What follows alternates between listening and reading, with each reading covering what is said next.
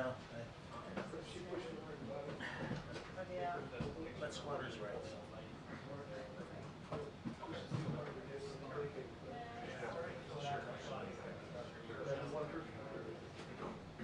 But in this case, one, many of the Democrats for Johnson. Well,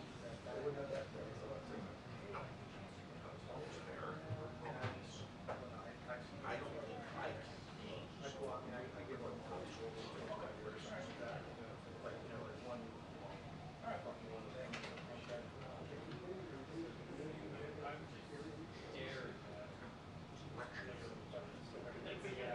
share a little bit, but then also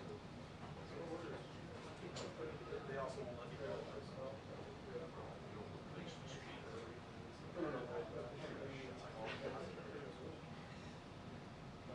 What?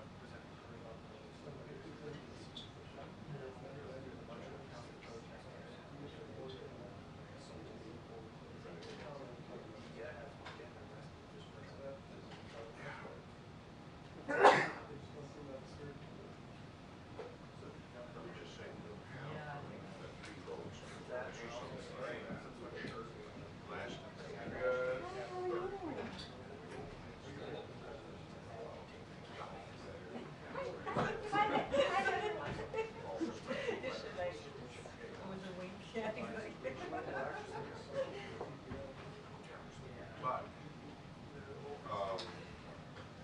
this is my guess, is that most things will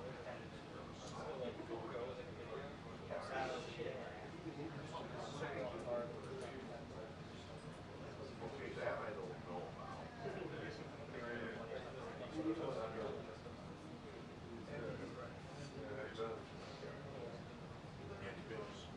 Working from home.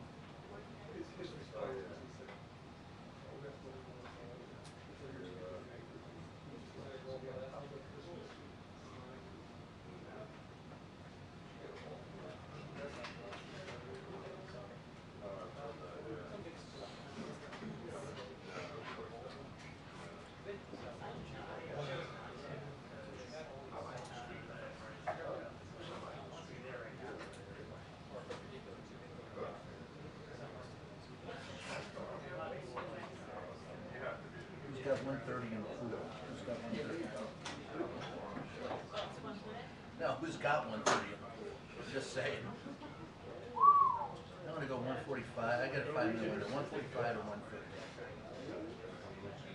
Winner gets to buy the first drink.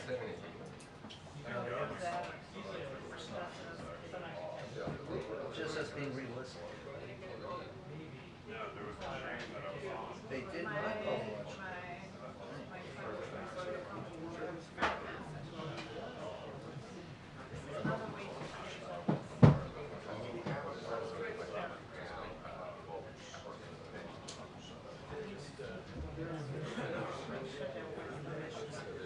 I've been asked several times by many politicians what's the best way to get the press. I said, feed us. And show up on time.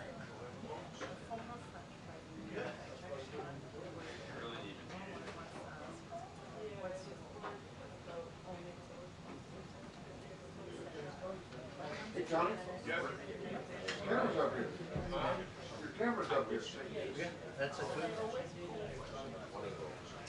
Is this yours? It's got a DOD tag on it, it says Butler. Wow, Mary, I left my camera. Oh. He said, let me get this. Show up on time.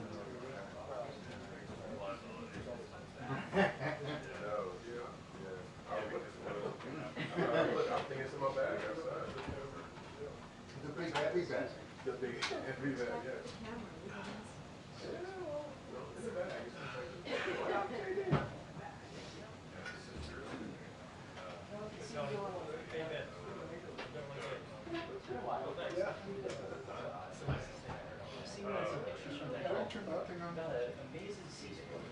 My mind here.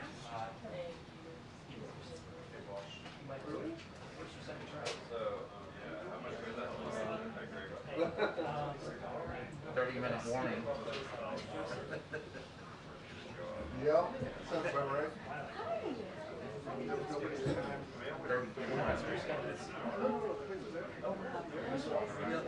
All the presidents I've covered, only one ever really on time. Yeah. Bush too. Yeah. He said 2 o'clock if it was 2 o'clock. Yeah. I mean, I love that. Yeah. Mind you, I didn't like it. See, uh-huh. Yeah. Some of the Obama would go on. And Josh would get up there and he would go, I don't really care about your choices in football, basketball, or baseball. Especially towards the end of that semester. Yeah. Yes. Say something? Yeah, Curry was good. Curry was the best I ever worked with.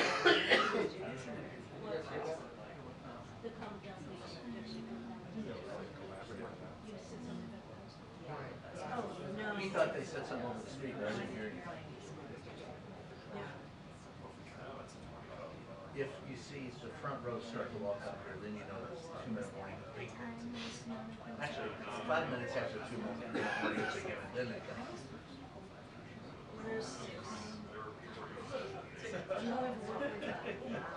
135. 145. Okay, I said 145 and 150. Linda said, yes, sir, you go. They just said 145. That means where. Yeah. Well, with Trump, I remember we used to like, we actually had a pool a couple of times. Whoever won, we used to get 5-minute windows. Whoever won had to buy the first round. I remember our question froze tonight. Oh, God.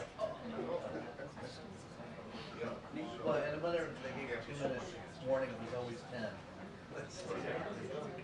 Oh, 2 minutes warning, good, we got 10 minutes.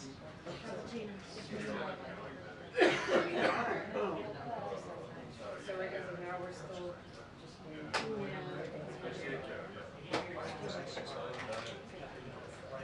well, hello there. Have you heard anything?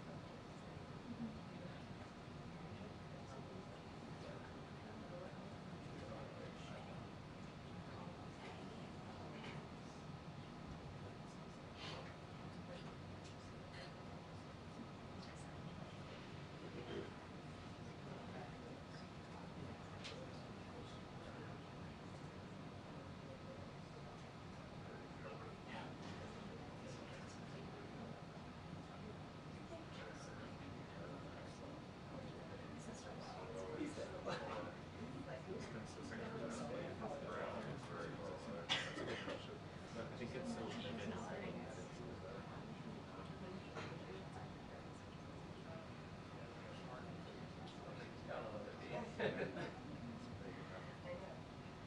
don't have to do it.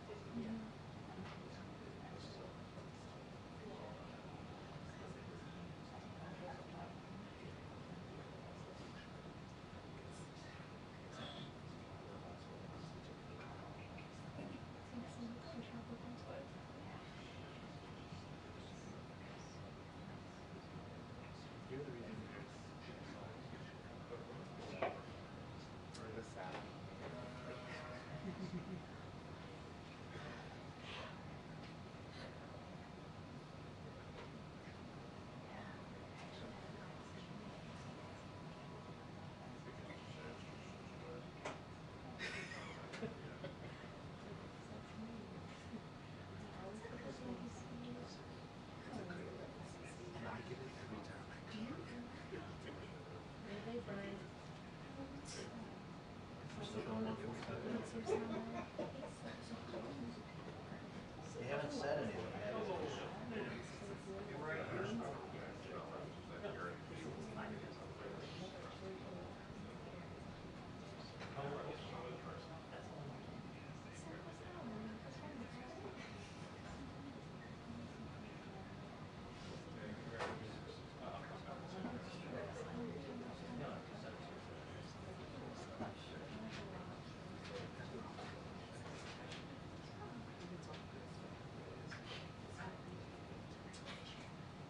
This is plenty of time during the Trump administration. Get up and walk in and ask them. So.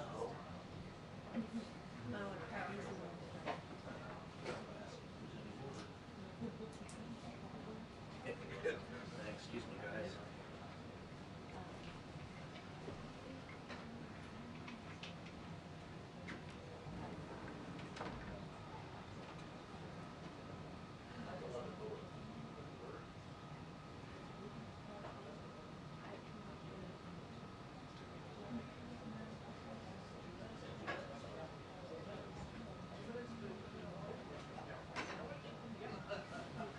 Thanks. 2 minutes to a 2-minute warning, I've been told.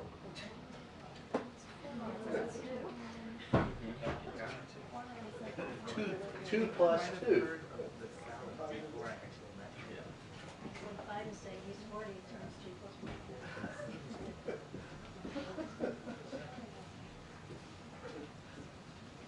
We got fence on it, or? Yes, I don't know about.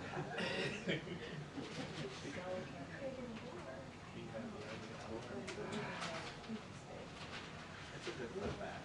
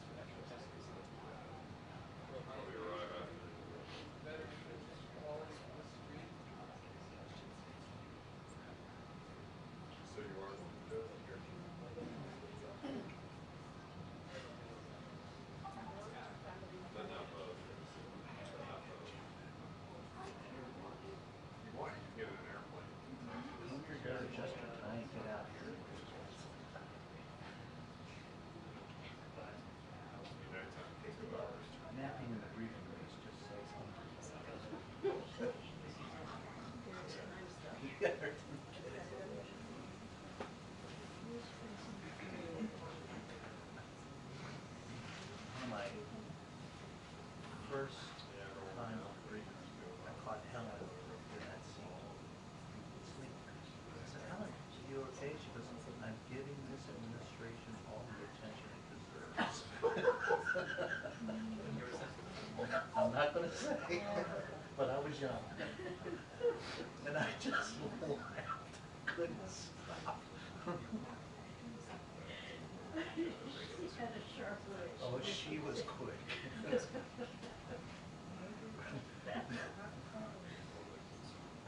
Her and Sam Donaldson would get into it, and they would just tickle me.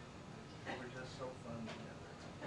And I said, Sam, you're always following around. He goes, of course, I'm following the person who knows the most.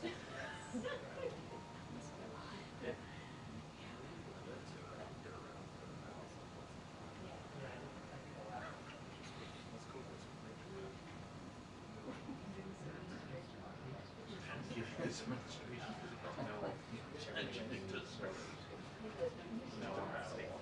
Yeah, it's been 5 minutes. And We have still a don't- 2-minute warning now. Ah. It just doesn't come out every year.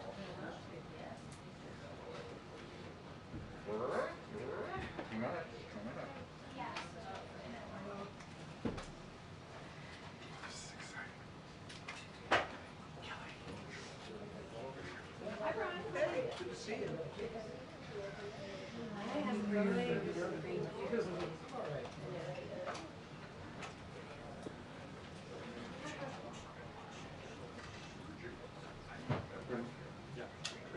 Shutter bracket here. I'm gonna set it to meow. That would be so awesome. Well, it's all fake shutter now, so you can actually set the volume. So why can't we do this? Do you remember Epson's rangefinder camera that you had to Yes. advance because the range it was to trick your brain into thinking? No, I'm actually off. Oh, God, it's nice. It is right, but it, yeah, it's something that's more like it's less technical and more user Which is a very busy It was like all the right. So it's ahead of its time. Yeah, I yeah, get yeah. behind this. Good Forgot time. about that. Forgot about that. No, because just so the last generation, you know, it's just like the body and to change the color.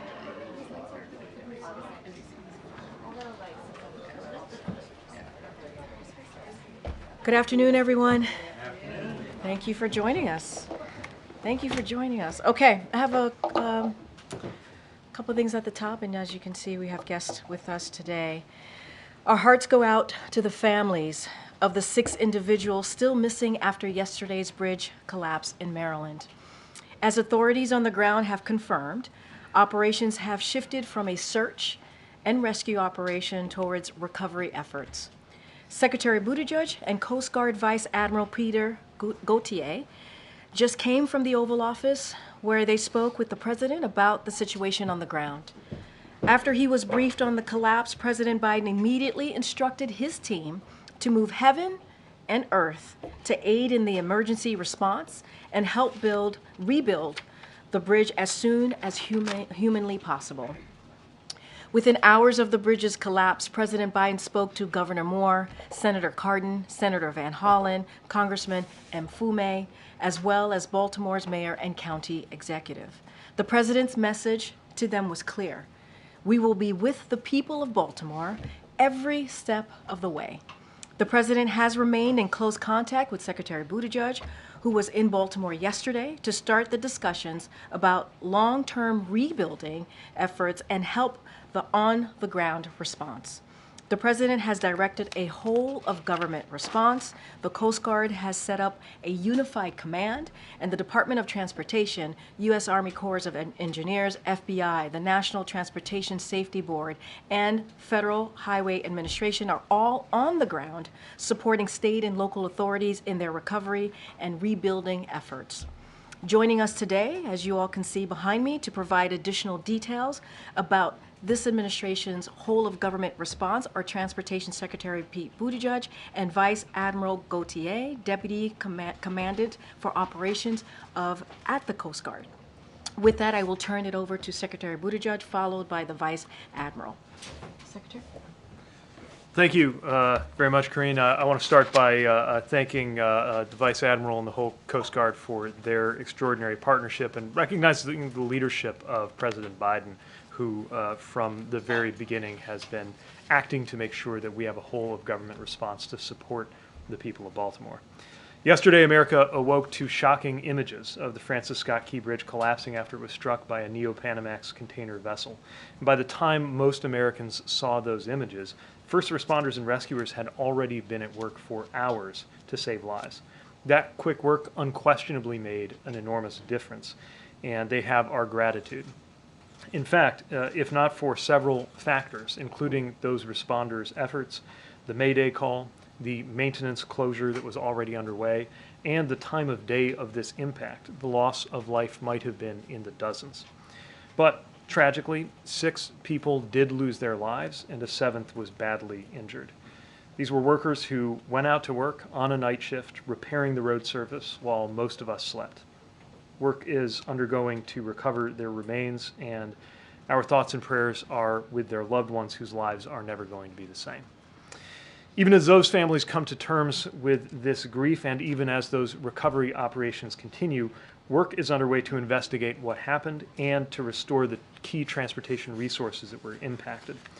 When it comes to the investigative work led by the NTSB and supported by the Coast Guard, I will respect their independence and not comment on that work, but I do appreciate being able to engage with NTSB, Coast Guard, and other personnel yesterday at the site.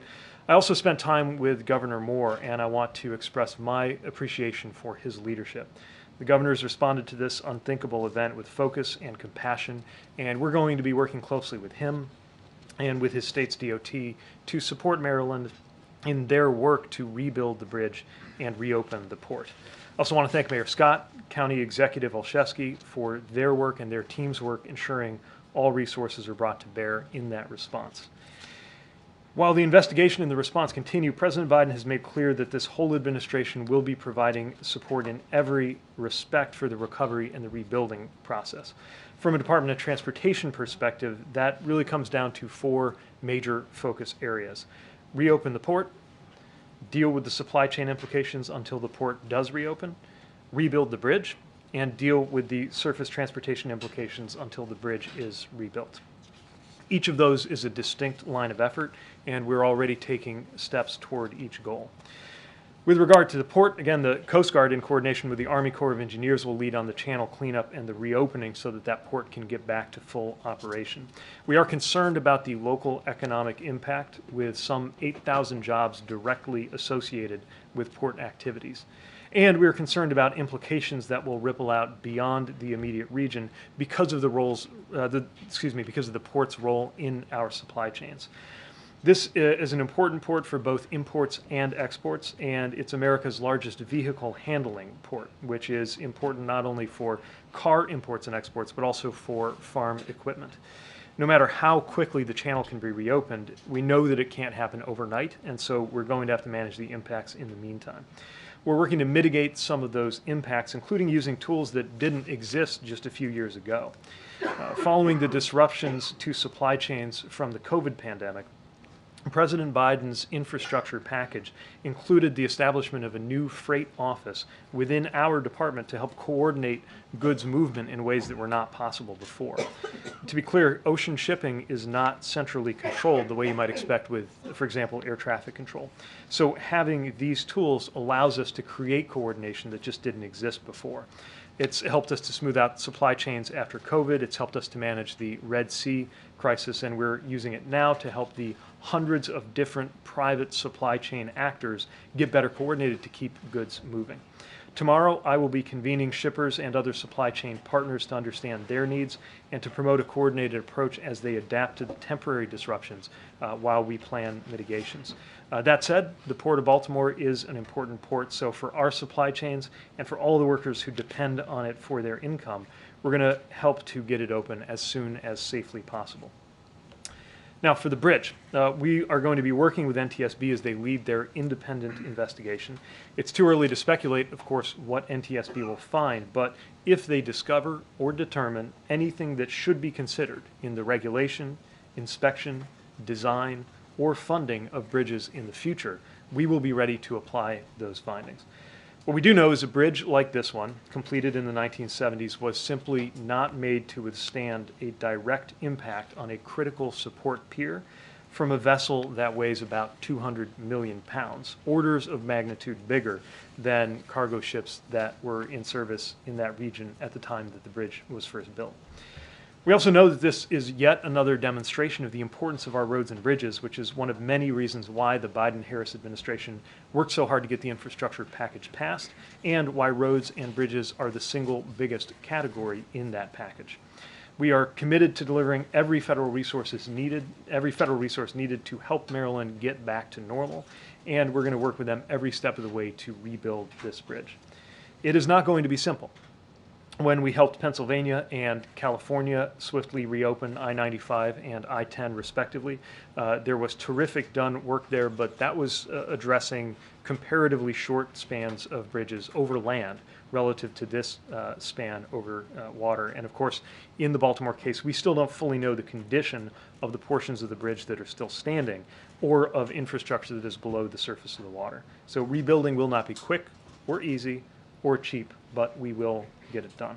As I mentioned, we're working with city, county, and state, and I also want to add that we've been closely engaged with the Maryland congressional delegation, many of whom were on hand yesterday, and who are doing a tremendous job advocating for their state. They've made it clear that they will work with us to push for any help that we need from Congress. Bottom line, as President Biden has made clear, the federal government will provide all of the support that Maryland and Baltimore need for as long as it takes, and we will work with Congress to deliver on that. I'll end with this. For the families of those presumed lost, for the people of Baltimore who are going to be feeling this closure in day-to-day life, and for everyone affected by the port closure and its supply chain impacts, the President and the whole government will be here with you until everything is rebuilt stronger than ever. Our country put its arms around Florida when the Sunshine Skyway Bridge collapsed in 1980. America rallied around Minnesota after the bridge there collapsed in 2007. This will be a long and difficult path, but we will come together around Baltimore, and we will rebuild together. Admiral? Thank you, Mr. Secretary and Karine. So let me just add to what the Secretary has already briefed you on here. So yesterday evening, I think as you know, after an intense and thorough multi-agency search on the water and from the air, the Coast Guard Incident Commander, Rear Admiral Shannon Gilreath, suspended the search for the individuals missing from the bridge collapse. He did this after consulting Governor Moore and many of the other agencies that were involved. The Coast Guard and the response community is deeply saddened that the missing individuals have not survived. And the Coast Guard appreciates the state of Maryland's leadership and humanity in supporting the family members of the missing. I'd like to personally thank the state and local responders for their heroic search and rescue efforts. While we didn't achieve the outcome that we had hoped for, it was a tremendous team effort in the treacherous operational conditions.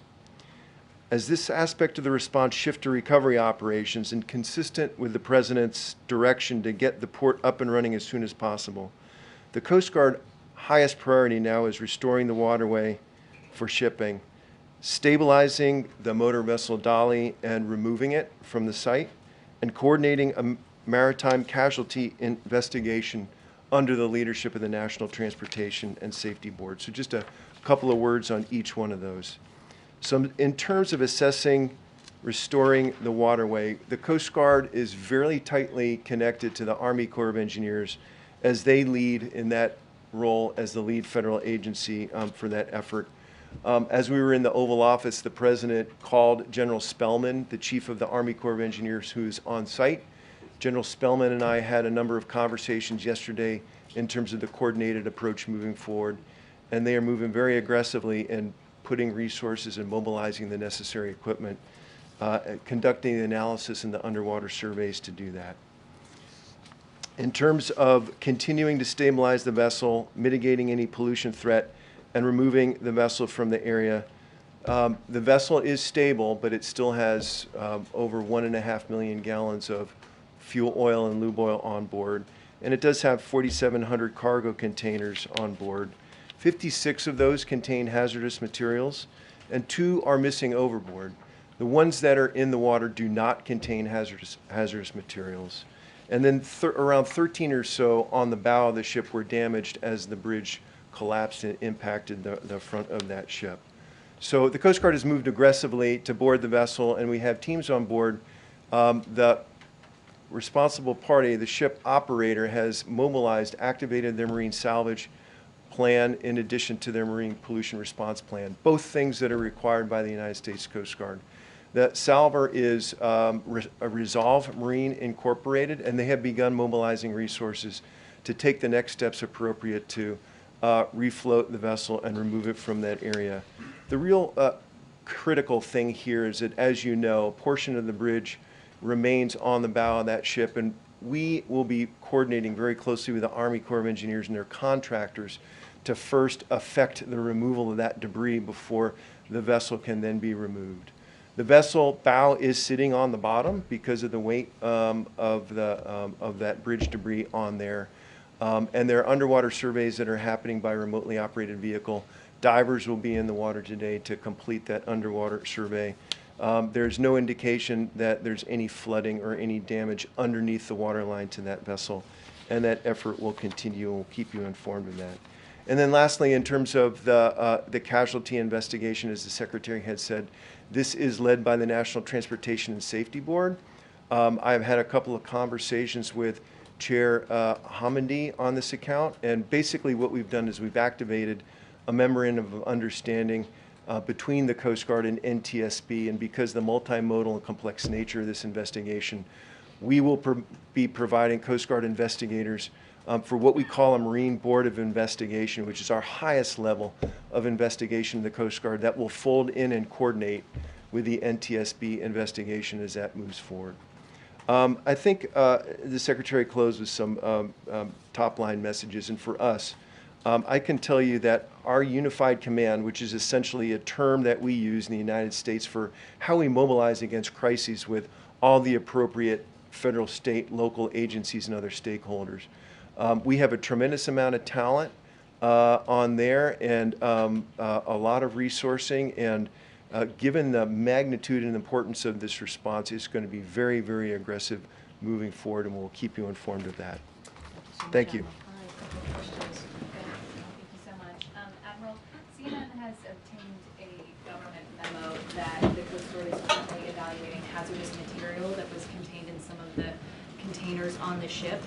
Can you update us on that investigation, and is there a threat to the public from any of the materials on board the ship?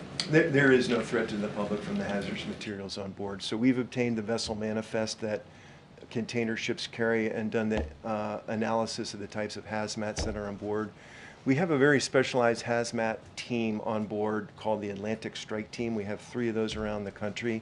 And we have air monitoring them there to detect if there are anything that are coming off of those containers. The majority of those containers are closer to the pilot house and are completely unaffected by the damage to the bow of the ship. And we have not determined that there's any kind of release at this time. So what do you assess as the risk that some of those materials could leak or spill? So most of these things are things like mineral oils, and even though they're hazardous, we've determined that there really isn't any kind of threat to the public. And Secretary Buttigieg, for you, President Biden has said the federal government should front the full cost of reconstructing the bridge. What do the early estimates say that cost will be, and how quickly can you get that money? We don't have dollar estimates yet, but we actually have provisions that allow us to begin releasing funding even while that is being determined. My understanding is, as we speak this afternoon, an emergency relief funding request has come in from the Maryland State DOT. We'll be processing that immediately to start getting them what they need. Also, later today, there will be a design and procurement-oriented meeting that we'll participate in, our Federal Highway Administration, along with MDOT. Again, obviously it's early days, but now is the time to begin scoping that out so that they can get to work. Thank you. Related to that, Mr. Secretary, how much existing money is there now within DOT coffers to handle requests such as the one from MDOT? Do you have funding through the Federal Highway Administration? through the infrastructure law, or when do you anticipate having to go to Congress for potentially a supplemental request on the bridge costs? So the infrastructure law did authorize funding into the emergency relief account, which is the mechanism that is most likely to come into play here.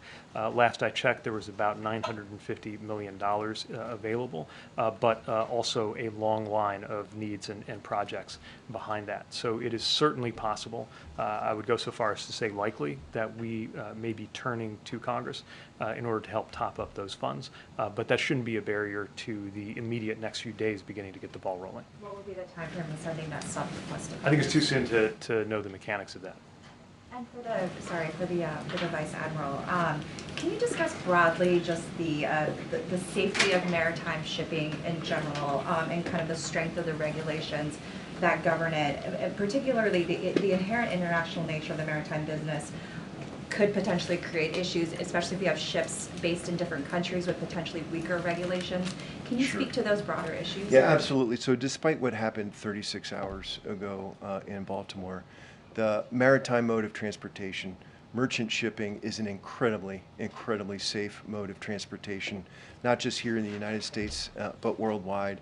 While we do have a regime of regulations that are just comprehensive in terms of the vessel conditions, the cargo that they carry and how they do that, the qualifications and certifications from the mariners who operate these ships, those are actually networked with a global set of regulations that we negotiate and uphold through the International Maritime Organization in London. So this ship was flagged by Singapore. That was the flag state administration, and I spoke with the administration in Singapore just a few hours ago. They'll be participating in the investigation. We do something called flag state examinations to ensure that even though these are not U.S. flag vessels coming in, we do an inspection to assure that they meet the high international and domestic standards that we demand. Secretary Buttigieg, I know that you said the rebuilding efforts are just beginning, but when it comes to the actual port, can you give us a sense of what the timeline would be for reopening? Is it days? Is it weeks? Is it months? And same for the bridge. Are we talking about weeks, months? Are we talking about years? Too soon to be certain. What I'll say in the case of the bridge is that the original bridge took 5 years to construct. That does not necessarily mean it will take 5 years to replace, but that tells you what went into that original structure going up. Again, we need to get a sense of the conditions of the parts that look okay to the naked eye, but we just don't know yet, especially in terms of their foundational infrastructure. So it is going to be some time where commuters are going to need to depend on that 95 and 895 tunnel, and it's going to put pressure on them. As far as the port, again, too soon to venture an estimate. The vast majority of the port is inside of that bridge, which means most of it cannot operate, although there is a facility at what's called Sparrows Point that can handle some amount of cargo shipping, but nothing close to the totality of Baltimore. And for the port workers, you mentioned there's going to be an economic cost, but also incurred to them, I'm sure. Any of the funding that you're talking about in terms of emergency funding, would that cover them as well? Yeah, this is a major concern. The President has directed the administration to find any and all resources that could come into play here. I don't know this to be an automatic eligibility for the emergency relief funding that I mentioned earlier, but we're going to turn over every stone we have, and of course beyond DOT, there may be other resources that come into play. And sorry, just one more quickly. Have you been in any communication with the owners of this vessel in terms of them paying some kind of consequence here? I have not, and I'd really defer to NTSB and law enforcement for that. Mr. Secretary, do you envision that this would be constructing a very different bridge going forward? You referenced the 1970 state of affairs then. Do you believe it would be an entirely new span, and would you envision different safety mechanisms as you are assessing this at this point? I can't speculate on that. What I will note is that some of the other bridge collapses that were of these proportions, notably the Minnesota bridge collapse, happened because of a design flaw, and the bridge spontaneously collapsed. This is, of course, not that. This was the result of an impact. But we don't yet know what NTSB will find or how that might inform plans going forward. And based on what you've seen so far, do you recommend that any other spans take any steps based on what we've learned about however remarkably unusual it was for that impact, do you think there need to be different steps to protect other spans going forward? Some modern bridges around the world, especially after the 1980 Tampa incident, have been designed with different features to mitigate impacts and protect their piers. Right now, I think there's a lot of debate taking place among the engineering community about whether any of those features could have had any role in a situation like this. Again, it's difficult to overstate the impact of this collision. We're talking about, it's not just as big as a building, it's really as big as a block. 100,000 tons all going into this pier all at once. But one other thing I would add, more broadly speaking, is that the President's infrastructure package has the first ever dedicated federal fund for resilience.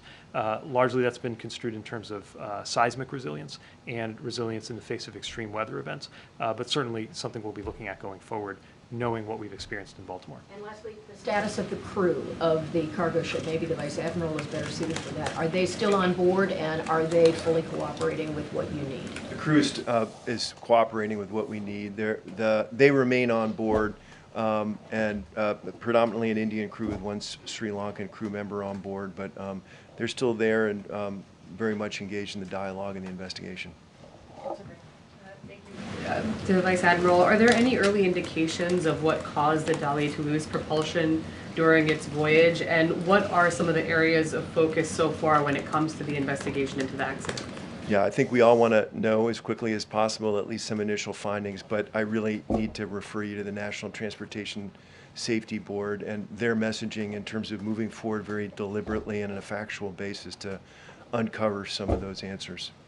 Secretary Buttigieg, you talked about, how, the bridge simply was not built to withstand impact of this nature, but is it your view that the bridge was built strongly enough? Why didn't it have some of the defensive structures around the support column as many other bridges do? Again, I don't want to get ahead of any investigation either. I will say that part of what's being debated is whether any design feature now known would have made a difference in this case. We'll get more information on that as the investigation proceeds. Thank you. Secretary Buttigieg, you've been talking about the president vowing to pay for the cost of the bridge in full to expedite that rebuilding process, but are you going to go after the shipping company?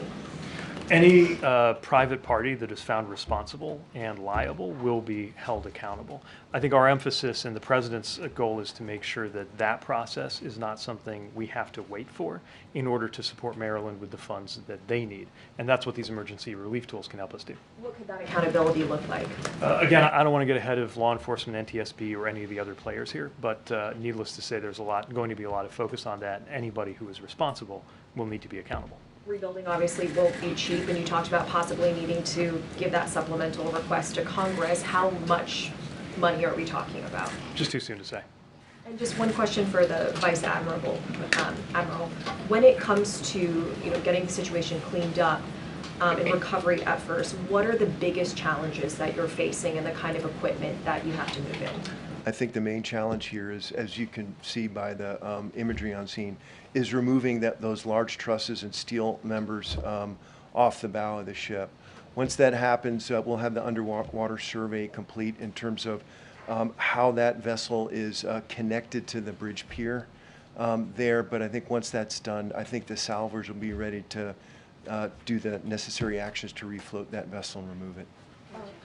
On the contents of the ships, or on those 4,700 containers, besides the fuel and oil and hazardous materials, can you give us some general categories of what other goods are on board? Oh my goodness, in any given container ship, you can have a very, very wide range of packaged materials, consumer goods, and many, many other things. So it's going to be a very, very broad cross-section of cargoes. Okay. And then on the other ships that are stuck in the port, can you talk a little bit about what coordination is being done with those ships and what kind of cargo they have and where they're bound for? Yeah, absolutely. So I think we can give you some more specifics on the ships in the port, but I think roughly we've got about a dozen ships that remain in the port that are unable to get out. The majority of those are foreign flag vessels, and I think just sort of typical of what we see in the port of Baltimore in terms of dry bulk carriers, car carriers, and other things.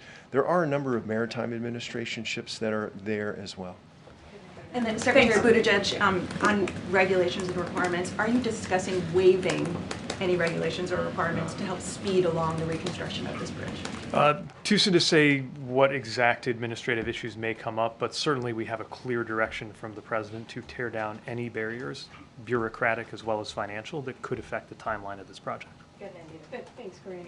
Just for the Secretary, you mentioned you were meeting with shippers and supply chain operators tomorrow, but just sort of curious about your early assessment so far. Do you expect the closure of the port to lead to a full-blown supply chain crisis, or what is your early assessment so far?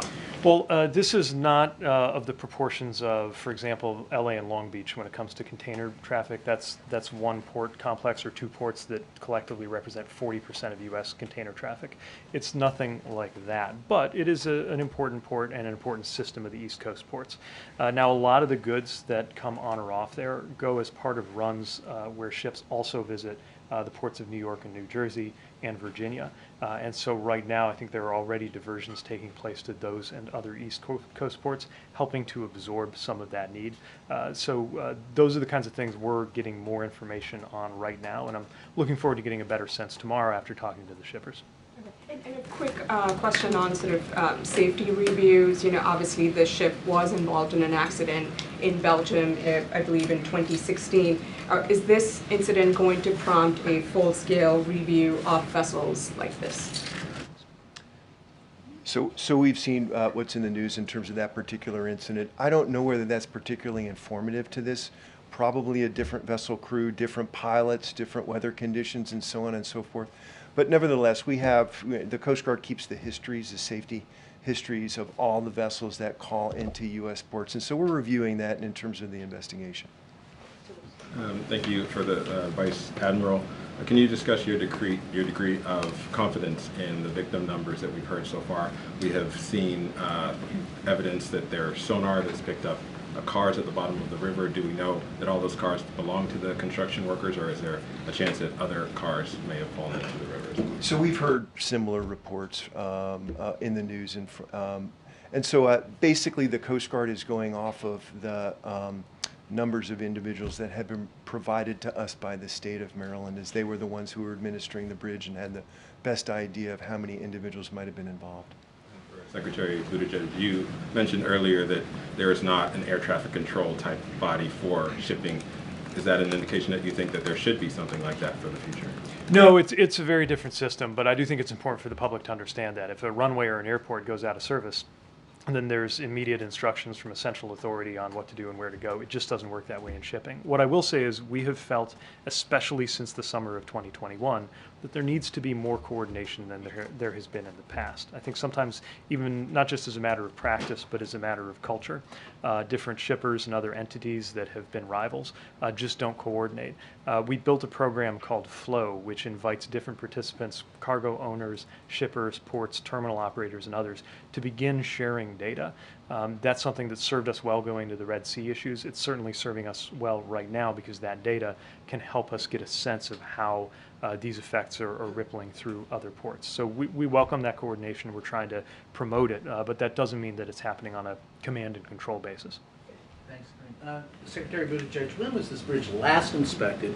Was it on a list for replacement? It's more than 50 years old. And can you give us a ballpark figure of when you'll reopen the port? You said 5 years on the outside to rebuild the bridge, but just ballpark it for me. Days, weeks, months, years to reopen the port. And finally, what's the estimated economic impact for the closure of this port and the downing of this bridge? So on the first one, I'll refer you to the state. They'll have the most up-to-date information on the bridge. They inspected it, but what I'm asking, was it on a list of, and they noted it was 50 years old, and they also noted that it had some questionable parts to it, but was it on a list to be replaced with the infrastructure bill? It certainly was not the subject of an immediate discretionary grant to replace it or something, anything like that. We do have some work going on I-895, but to my knowledge, nothing immediate in terms of any discretionary grants going to the bridge. Economic numbers, about 8,000 jobs we think are directly implicated, and over $100 million of cargo moves in and out of that port a day. And what was the middle question? Ballpark it when the port will be reopened. reopening the port is a different matter from rebuilding the bridge. Yes. The port, that's just a matter of clearing the channel. Still no simple thing, but I would expect that can happen on a much quicker timeline than the full reconstruction of the bridge. So can you ballpark it just a little? As you can imagine, I'm asking our teams the same question, but I don't want to put something out just yet. Weeks, months, years? We just gotta keep going. I understand, but just give us something there. As soon as we have something, I'll tell you. Yes, go ahead, John.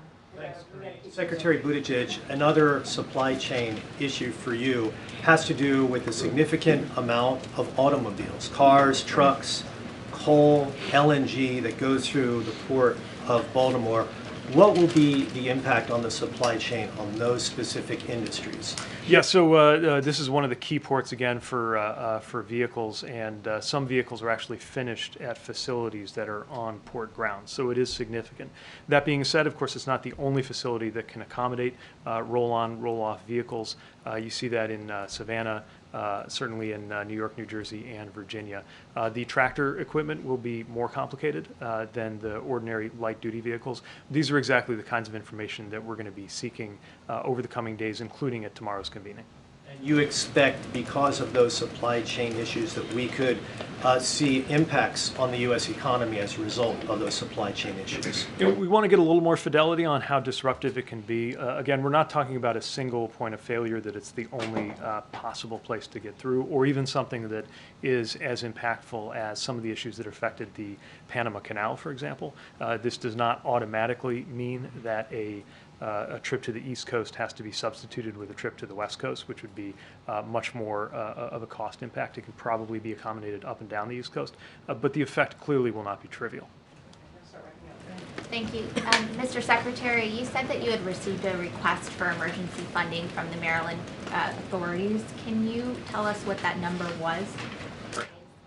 Those don't necessarily include a full estimate of the cost, but they do make it possible through what's called a quick release authority for us to start getting dollars out. I was just notified that this is coming in as I was stepping out here, so I don't have more details than that right now. Hi, Secretary Buttigieg. So, just clearly speaking about economic impact, each day that the port is shut down, what is the economic impact per day? Well, again, there's between, last I checked, between $100 and $200 million of value that comes through that port every day, and about $2 million in wages that are at stake every day. And that's one of the areas we're most concerned about. It's one thing for a container or a vehicle or a sugar shipment to be absorbed or accommodated somewhere else, but these longshore workers, if goods aren't moving, they're not working. Now, right now, there is work taking place, even inside of that bridge, because of the work that has to be done to offload some of the vehicles that are stuck there and get that back onto surface transportation to go out to other sites. So they're likely working right now, but that work won't last long, and that's one of our main areas of concern. And for Vice Admiral, thank you very much. So, when you look at CFR, you know, the Code of Federal Regulations, you earlier talked about how you inspect these vehicles, right? The Coast Guard inspects these vehicles. Is it done on a regular basis to see if all of those items are, being followed, or do you do spot checks? Pretty thorough. So every ship that comes to a United States port has to report to the Coast Guard and Customs and Border Protection 96 hours in advance. What we do then is look at cargo, look at the vessel history, look at the individuals on board, and we'll put them through a risk matrix to determine, based on their past history and another set of factors, on whether we should board and inspect or not. But it's a pretty thorough process. Vice Admiral and Mr. Secretary, when does cleanup begin? Because we're hearing after the first stage of rescue and recovery, cleanup begins. And the question is, once cleanup starts, will there be at least one channel to come through because of the importance and the uniqueness of this port, not just for Baltimore, but for the country, to include the Midwest with the farming equipment that goes on the CSX line that's right there? And also, how are you going to push back to Republicans who don't want anything to go through from this Biden administration budgetarily when the president says he wants to pay for everything? I'll take the latter and leave it to you on the channel if you want. Look, infrastructure is, or at least ought to be, a bipartisan priority. I know that partisanship has gotten in the way of some important functions and expenditures, but I would also note that the infrastructure package that was passed is known as the bipartisan infrastructure law for a reason. Some, not all, Republicans crossed the aisle to work with President Biden and work with Democrats and get this done. It is our hope that that same spirit will prevail here.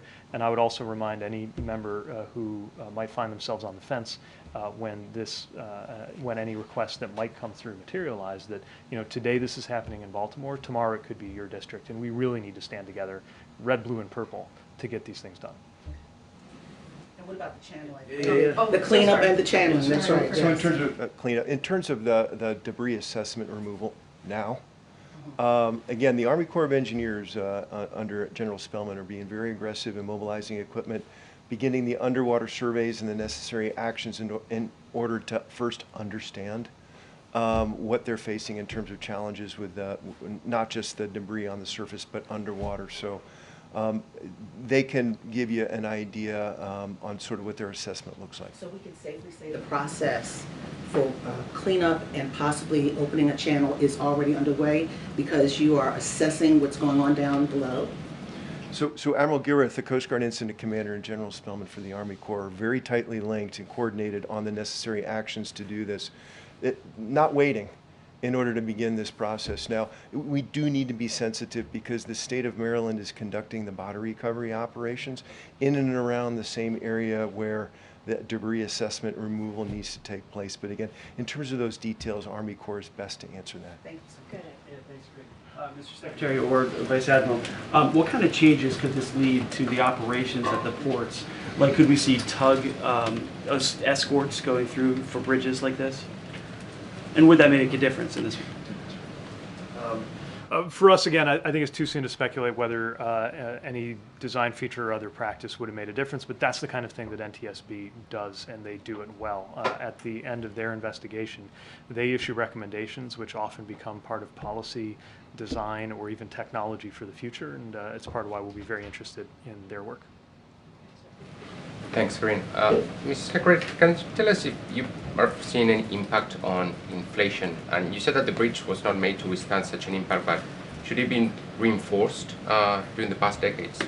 So again, I don't know how a bridge possibly could withstand the forces that were at play when this vessel, about the same size as a Nimitz-class U.S. aircraft carrier, struck the key support beam for that bridge. But we will always, as always, learn from the NTSB investigation.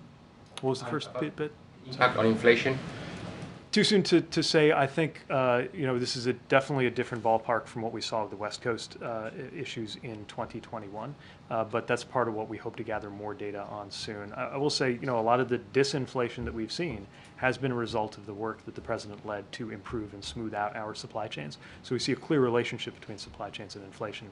But this is more localized and more specialized than what we saw in 2021. All right. Secretary Buttigieg, have you or the President been able to reach the family members of the 6 victims, or do you plan to try to contact them? First of all, our hearts and our thoughts are with them. I know right now they are shifting from yesterday, where they were really in the mode of hoping for news, to today facing the worst kind of news you possibly could. I can't speak to anybody else's conversations with them, other than that I know Governor Moore spent time speaking with them. For the Vice Admiral, you had said earlier that there's a process by which the Coast Guard will keep track of ships that may have been involved in previous incidents. And we already know that the Dolly was involved in a previous incident, not similar to this one, but an incident nonetheless. So was the ship on the radar for the Coast Guard in terms of, keeping an eye on it? And if not, a second follow-up question is if ships have already been flagged, if you will, for having been involved in incidents, what's the process for that when they're coming into a United States port? So maybe I'll answer the first part of that question first. It's the same process for every ship. We get the notification 96 hours in advance of arriving at a U.S. port. We do an examination together with Customs and Border Protection, a review of the histories of these ships and other factors, cargoes that they carry and so on and so forth, to do a risk ranking and then make a determination about whether a local Coast Guard team, and CBP participates as well, whether we should do a boarding and do a safety examination there. In terms of the history of the ship, again, I think this one incident that has been discussed within the media, I think we need to take that within context in terms of what may or may not have happened with a different crew on board, different situation, different pilots, and so on and so forth, maybe not related to the vessel condition, so to speak. But in terms of our examination, this particular ship had a fairly good safety record. Okay, thank you so much. Vice Admiral, thank you so much, guys. Thank you. All right, thank you. Have a great one. Thank you. Thank you, guys. All right, thanks, guys. Thank you so much, Vice Admiral. Thank you so much, Secretary Buttigieg. All right, I have a couple things at the top before we continue with the briefing. So it's just a few more updates here to share that and then, as I said, I'll take some questions. So last night, voters in Alabama made their voices heard and voted overwhelmingly for Marilyn Lance, who made clear that she would fight to protect access to reproductive health care, including IVF. It was a decisive victory in a long-held Republican House district, and the president congratulates her on her win. As we saw last year in Ohio and previously in Michigan, California, Kentucky, Vermont, Kansas, and Montana, in every state where abortion has been on the ballot, the American people overwhelmingly vote to protect reproductive freedom. President Biden and Vice President Harris stand proudly and firmly behind the majority of Americans in this fight. And they will continue to take action to protect this fundamental freedom that is under relentless attack by extreme Republican elected officials. But the fact remains that the only way to ensure the right to choose for a woman in every state is for Congress to restore the protections of Roe v. Wade into federal law. Only Congress can pass that law, which President Biden, if it were to get to his desk, he would indeed sign it. Now today we had another announcement.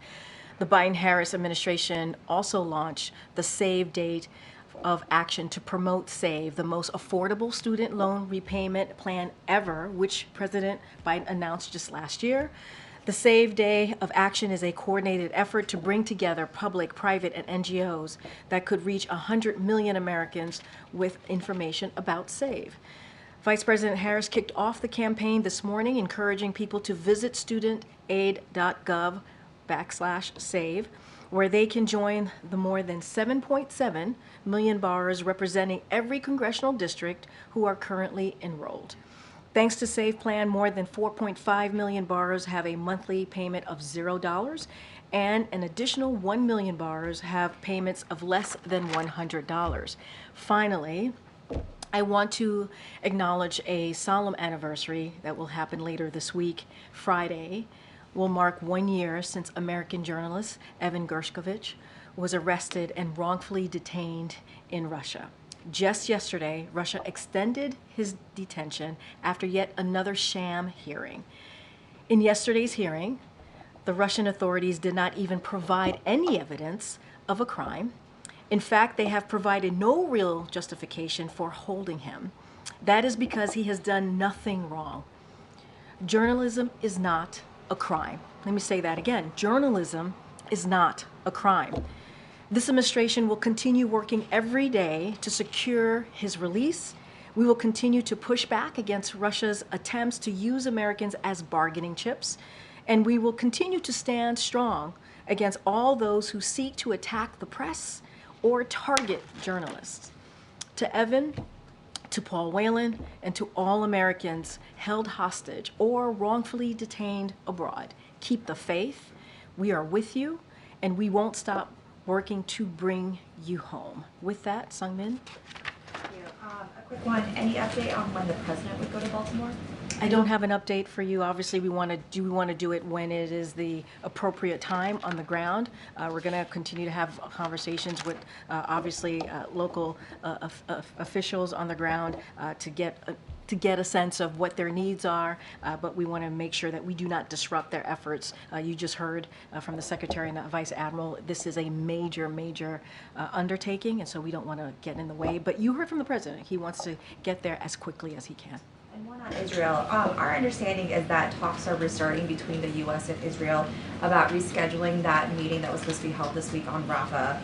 So what is the U.S.'s understanding of why Prime Minister Netanyahu is having this apparent change of heart? Did the meetings with Defense Minister Gallant go particularly well this week and came to that conclusion? So obviously I'm going to let the Prime Minister speak for himself on that first part of the question. What I can say on Israel more broadly, as you asked me about meetings that were held here, they were constructive discussions with Israel's Defense Minister over the last 2 days. Rafah was one of the many topics discussed with Jake Sullivan, Tony Blinken, Lloyd Austin, and Bill Burns.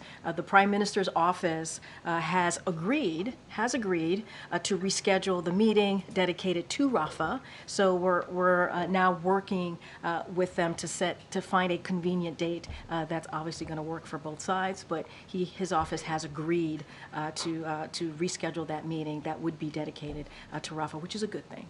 Okay.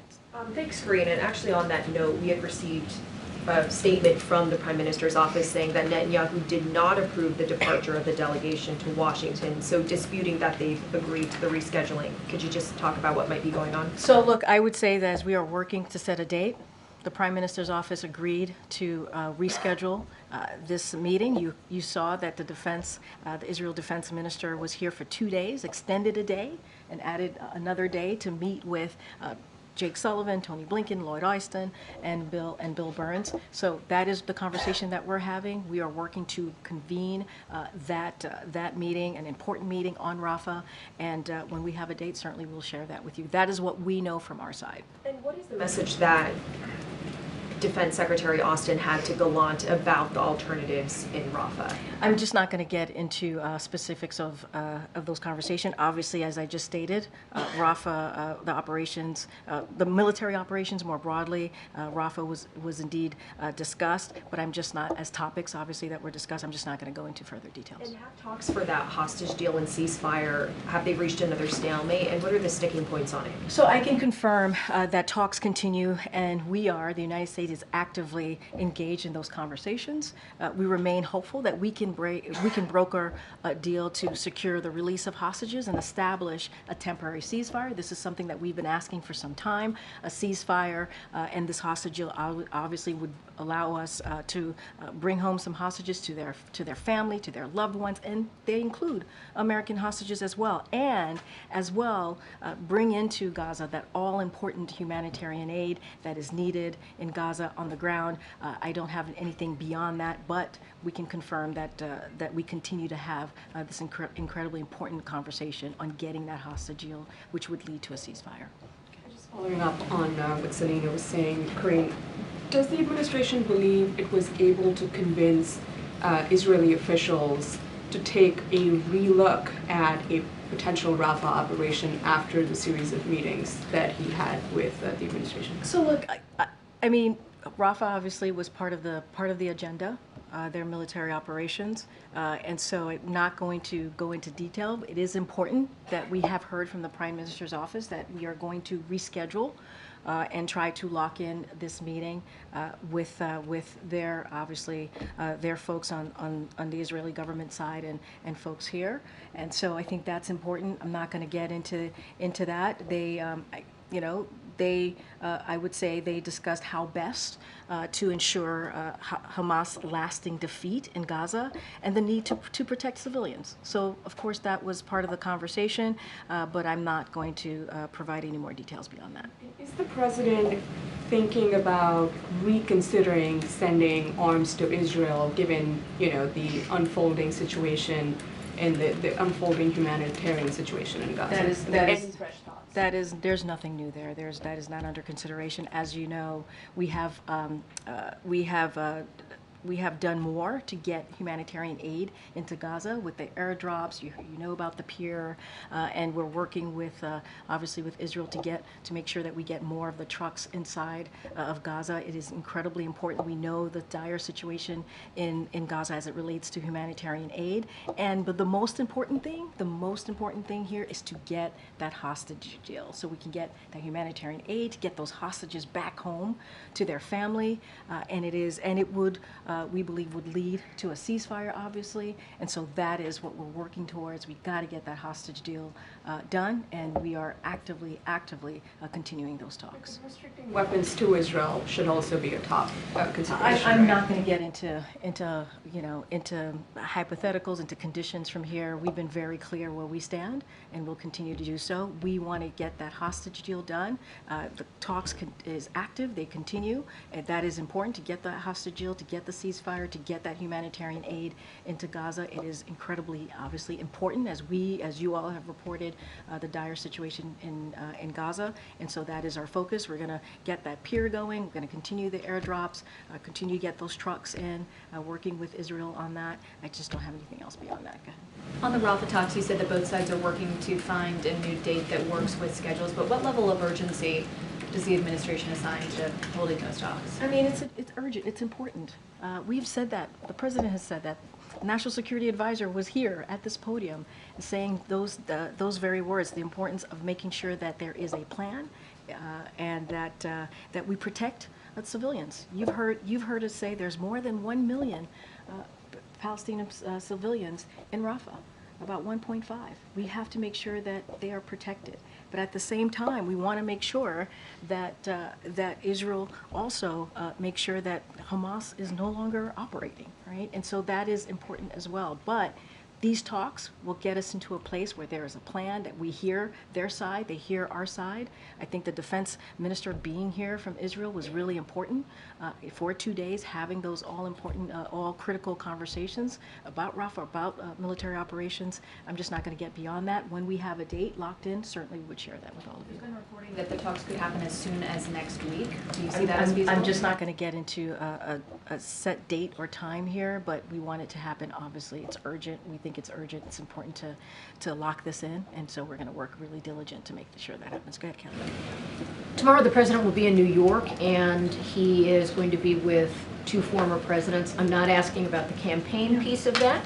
Could you speak to the historical significance or the stature of the moment to have 3 presidents together? And while he is in New York, you, I'm sure, have seen reports there was a New York City police officer who died in the line of duty. Any plan to acknowledge that officer? So a 2-part question, but first about the historical significance of the president's being So let me, and I'm going to be really mindful, and I have to say this, there's a Hatch Act. I am a federal employee. I'm not going to follow the law and not comment on 2024 campaign, but I'll say a couple of things at the top. President Obama and President Clinton strongly support President Biden's leadership and obviously his agenda. All 3 have agree overwhelmingly on the issues that this president has been fighting for the past 3 years, including an economy that works for all, leaves no one behind, that is economy that's built from the bottom up, middle out, making sure that we protect our critical freedoms. That is something that they all 3 agree on, freedom to choose, or protecting our democracy. And so there are, of course, many conservative leaders in the country who oppose the dark vision put forward by extreme Republican officials that would drag us into the past, would trickle down tax giveaways to the rich, cuts Medicare and Social Security, radical abortion bans and attacks on the rule of law. That is not these 3 presidents. So we understand the importance of the 3 of them being together. Obviously, this is going to be an important event. I want to be really careful and not speak to a campaign event. Obviously, the campaign could speak more specifically to the broader significance of them being there. But look, these are presidents, 2 former presidents, the current president, that believe in what we're trying to do in the Biden-Harris administration, trying to move this country forward, trying to make sure we're protecting our democracy, protecting our freedom, building an economy that leaves no one behind. And I think that's what the most important here as it relates to the death of the officer. Look, our hearts go out to this officer who tragically lost his life in the line of duty. We're also praying for his family during this difficult time, who now has an empty seat at their dinner table. President Biden is deeply grateful for the sacrifices police officers make to keep our community safe. This shooting is yet another painful reminder of the toll of gun violence, that what it's doing to inflict on families in our communities in our nation. And that's why the president signed more than 24 executive actions. That's why we're able to pass a bipartisan agreement to deal with the gun violence that we're seeing in this country. Obviously, more work needs to be done. We need Congress to continue to act on making sure that our communities are safe. Again, our hearts go out to this officer and his family. It's a difficult time for them. Go ahead, Sabrina. Thank you. Do you have any comment on the decision by a federal appeals court today to continue blocking Texas's migrant deportation law, SB4? So a couple of things on that. Obviously, I want to first take a step back and just remind us how we got here. We have said from the beginning that SB4 is an extreme unconstitutional law that will burden law enforcement and make communities less safe. We disagreed with the Supreme Court order yesterday letting the law go into effect, and we welcome the Fifth Circuit and their decision overnight pausing the implementation of it. Ultimately, we need real solutions, right? We need that decision, that negotiation proposal that came out of the Senate in a bipartisan fashion. We need that to move. We need it to move out of the Senate. We need it to move out of the House and to get to the desk of this president. And we believe that that bipartisan border security agreement would not only be the toughest, but it'd be the fairest. And it took us a couple of months to work on it. It got support from the Border Patrol Union. It got support from the U.S. Chamber of Commerce, something that you don't see nowadays. And so we are going to continue to encourage Congress to move forward. As we know, the former president, President Trump, told Republicans on the Hill to not move forward with it, to reject it, because it would help us, it would help Joe Biden, and it would hurt him. And that's not who we should be as a country. We should be where majority of Americans are. They want us to deal with what's happening at the border, and they want us to fix this immigration system. All right, I'm gonna go ahead, Ariel, I haven't spoken. Thank you. On airdrops and humanitarian aid, 18 people died in Gaza on Monday during an airdrop. 12 of them drowned trying to fish out food from the water. So does the administration intend to continue with these operations? And if so, is there a way to make them safer, or should we just expect to see more people dying like that? So we express our condolences to the families of those who died. Who were while trying to retrieve desperately needed humanitarian aid. We understand what's going on the ground. We know that the humanitarian situation on the ground, as I've stated many times already, just in the past couple of minutes, is dire. And so, which is why we're working around the clock to increase the flow of humanitarian assistance going into Gaza. So we're going to continue to do that. Look, this is, again, why that hostage deal is so important, why we're going to do everything we can, working around the clock to get that hostage deal done, because, yes, it's about getting the hostages and home to their families and their loved one, which is critical and important. Let's not forget there are American hostages as well included. And to get that humanitarian aid, to lead to a ceasefire, but also get to that all-needed humanitarian aid. Our hearts go out and our condolences go out to the families. It is a devastating situation. We have to make sure that we continue to get that humanitarian aid into Gaza. Go ahead, Jackie. Great.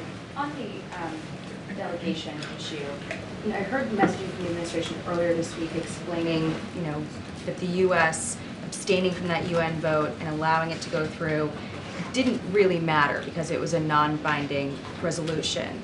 But if it doesn't really matter, why not vote no again and avoid this whole fallout with Israel, because it obviously mattered to them. And so I guess where I'm coming from is, how did we get here? What caused this, and is it politics? So look, the principles of the deal were there, right? It talked about a ceasefire. It talked about hostages. which we believe the principles were there. But we believe the only path forward to a ceasefire is to negotiate a hostage deal, a hostage release as well, right? We believe those two things are both important, and to do that together. And so this didn't do that, though, didn't condition them. Well, that's not how we saw it, right? And so we have long said a ceasefire will not be achieved in the Security Council, but through diplomacy on the ground. That's what we have said. We have to see that diplomacy on the ground. And so the resolution, as I've stated, as you just stated in your question, is non-binding and does not create new obligations under the international law, such as what the Council does when it imposes obligatory sanctions. But nevertheless, that shouldn't matter. Even though the resolution lacks the binding provision, all Security Council resolutions carry great weight and should be implemented. In this case, however, it is irrelevant whether the resolution imposes any new legal objections, as the text demands exactly what the United States has long been pushing. We want both a hostage deal and a ceasefire, making sure that humanitarian aid gets in, and that's what we want to see. That's why we believe the principles were right, but we didn't feel like it did exactly where we stand on our policy. It wasn't nothing. You know, the U.S. has blocked previous votes from going through that looked exactly like this. So what caused the shift, and what is the president's reason for allowing this to go through? It is a change. No, it is not. It is not a policy change. We've been very clear. We disagree. We've been very clear that in order to get a hostage deal that would lead to a ceasefire, we also got to get that humanitarian aid. We believe it is all connected in that way. And so that is where we stood. That's where we've been. It is not a policy change. The principles were there, but we needed to, we have a way that we want to do this, right? A hostage deal, those are the critical conversations that are happening, the active conversations that are happening, making sure that we get those hostages home. American hostages are also included to their loved ones. We also got to get that humanitarian aid, and we believe that diplomatic effort, the diplomacy, the diplomatic work that is being done would lead us to that. And so we've been very clear and steadfast about this, and that's where we're going to continue to be. This is linked to the president worried about losing support from Gen Z, or? Well, let me be very clear. This is not about politics. It's not. The president does not lead his national security or things that are the right thing to do in this sense, right? Getting that hostage deal, making sure hostages come home, including, as I said over and over again, American hostages, getting that humanitarian aid into Gaza and making sure that we believe that would lead to a ceasefire. That is not about politics. That is about the right thing to do. This is why we continue those active conversations and making sure that we can get there. It is important to get this done. Go ahead. Why do you think that the United States, which is Israel's most important ally, seems to have so little clout right now with Israel? I disagree. I don't think that is the case. Our position is going to continue to remain the same. We have been really clear. We are committed to supporting Israel in its fight against Hamas. We've shown that. We are committed to that. We've said, Hamas has said that they're going to repeat, they've said this, they're going to repeat October 7th again and again until Israel is annihilated. And because we cannot expect Israel to accept a situation in which their citizens continue to live under that threat. At the same time, it's critical that Israel do everything possible to protect civilian casualties and conduct operations. Look, we are having those diplomatic conversations. You just heard me lay out how the Israel defense minister was here. He stayed for 2 days. He met with Jake Sullivan. He met with Lloyd Austin. Those are high level conversations, and that is important. And the Prime Minister's office said that they want to reschedule this meeting so that we can talk about the Rafah operations. We welcome that, and we're going to work with their teams to make sure that happens. Your people have made it clear that you think a land invasion of Rafah is a mistake. Netanyahu has made it clear that he's going to go ahead and do it anyway. So I'm just wondering. But wait, they have agreed to come and have a discussion about that. That's important too. We can't miss that. We can't miss the fact that there's an agreement to have a meeting here to talk about the Rafah operations. That is what we're going to do. The Israel defense minister was here for 2 days. for 2 days. That was on the table, was part of Rafah operations, was certainly, as one of the agenda items. That's important. So conversations are happening. We're going to set this date in the upcoming days to have this meeting about the Rafah operations. We're going to share our side. They're going to share their side. And that's what you do. That's what diplomacy is about. And I think that's also really important. I know I have to wrap. This has been a very long briefing. Is the President concerned about the college Go ahead, I haven't called financial you. I aid haven't called delays? you. Go ahead. Go ahead. Thanks, Karine. Has the President spoken with or plan to speak with those that were rescued from the bridge collapse, or to the families of those who were lost?